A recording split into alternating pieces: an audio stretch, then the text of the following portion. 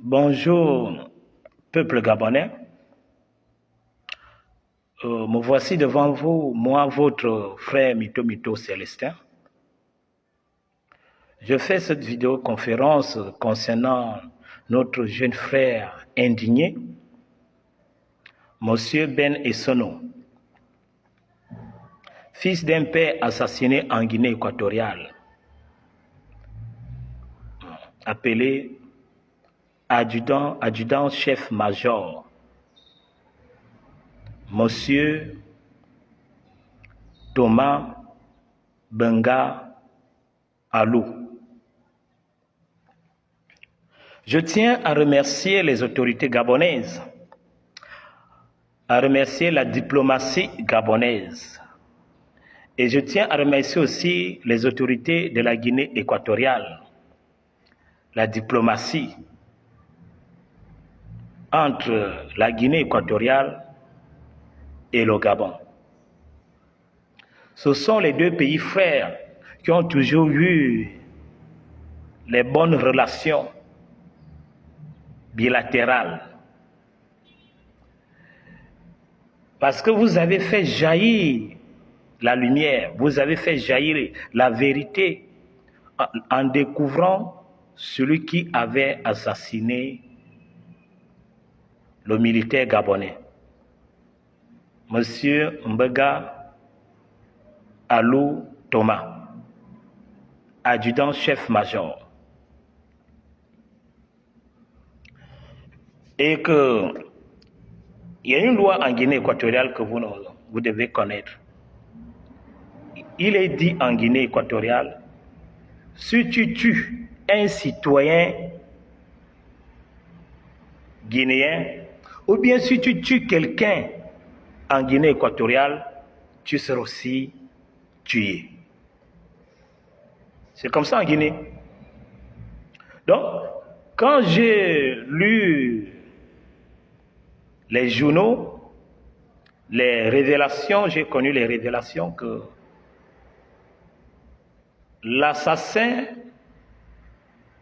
de notre père,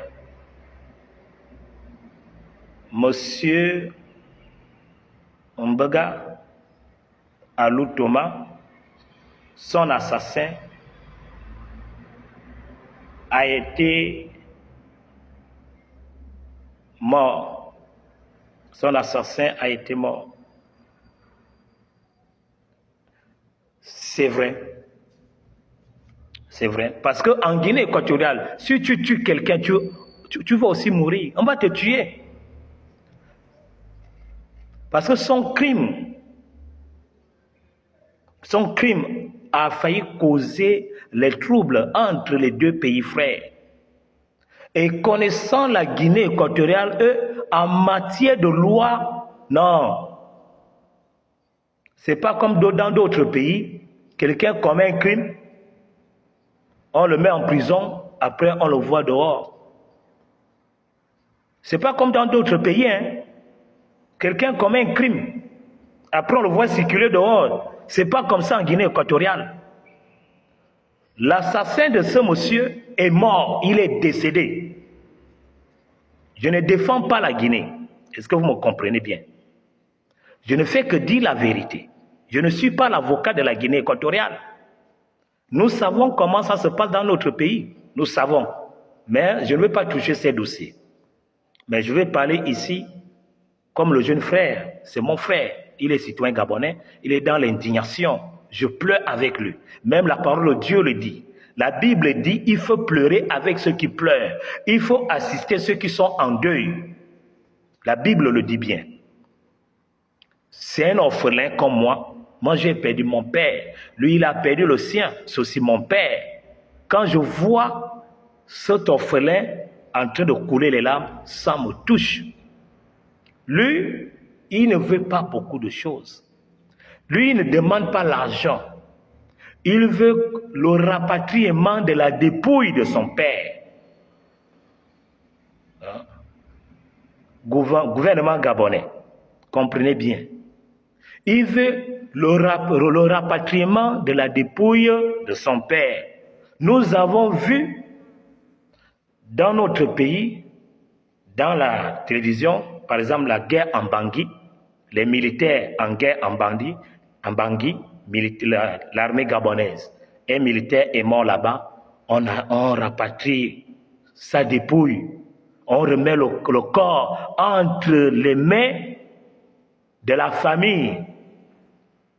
On a beaucoup vu ça. Hein? Pourquoi, depuis 2011 jusqu'à aujourd'hui, pourquoi les autorités gabonaises n'arrivent-elles pas à rapatrier la dépouille de la famille victime? C'est simple. Il faut rapatrier la dépouille. Moi, je suis fan du Olentem, Oyem et Bitam. Quand nous perdons quelqu'un, il y a les cérémonies traditionnelles qui doivent se passer en faveur du défunt. On doit faire le retrait de deuil. On doit faire d'abord le deuil, le retrait de deuil. Pourquoi nos autorités gabonaises n'arrivent-elles pas à ramener la dépouille? Encore que c'est un militaire gabonais. Il a servi l'armée gabonaise. Il était affecté au Yémen. Si loin de Bangui, quand un soldat tombe là-bas, on ramène sa dépouille.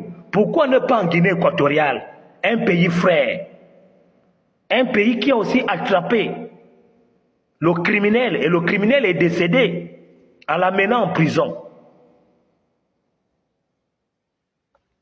Gouvernement gabonais, monsieur le ministre de la Justice, monsieur le ministre de la Défense, monsieur le ministre de l'Intérieur, s'il vous plaît, veuillez ramener la dépouille du feu Mbega Alou Thomas. S'il vous plaît, veuillez ramener la dépouille du feu Mbega Thomas. Parce que quand son fils, Ben Essono, a saisi le gouvernement guinéen a dit il faut voir vos autorités de manière diplomatique. La Guinée équatoriale veut remettre la dépouille. La Guinée équatoriale est prête à remettre la dépouille parce que la Guinée équatoriale sait qu'on doit lui faire les funérailles. La Guinée équatoriale sait qu'on doit lui faire le retrait de deuil. Pourquoi la lenteur au niveau du gouvernement gabonais? Pourquoi cette lenteur? Vous aussi. Encore que c'est une autorité, ce n'est pas une simple personnalité qui est tombée, qui a été assassinée. C'est un militaire gabonais. Il a servi l'armée gabonaise. Pourquoi cette lenteur?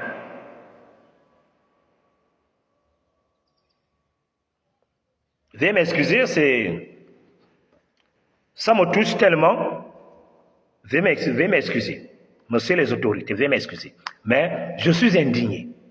C'est aussi mon père qui est mort. C'est aussi mon père qui a été assassiné en Guinée équatoriale. C'est aussi mon père qui a été assassiné en Guinée équatoriale. Et c'est un vaillant militaire. C'est un militaire gabonais qu'on doit ramener sa dépouille. C'est un militaire gabonais. Il a servi l'armée gabonaise. Il a les collègues qu'il aime. Et nous devons faire pour ramener sa dépouille. La Guinée équatoriale veut que la dépouille vienne. La Guinée équatoriale veut rapatrier la dépouille. Pourquoi la lenteur? Pourquoi la lenteur au niveau du gouvernement gabonais, au niveau de la justice gabonaise? Et pourtant, nous savons que vous êtes compétents. Vous avez bien commencé le dossier. Mais finissez, s'il vous plaît. S'il vous plaît, gouvernement gabonais. S'il vous plaît, nos dirigeants, nos merveilleux dirigeants, s'il vous plaît, veuillez rapatrier la dépouille pour lui faire les funérailles, les retraits de deuil. On ne demande pas l'argent. La justice est déjà là.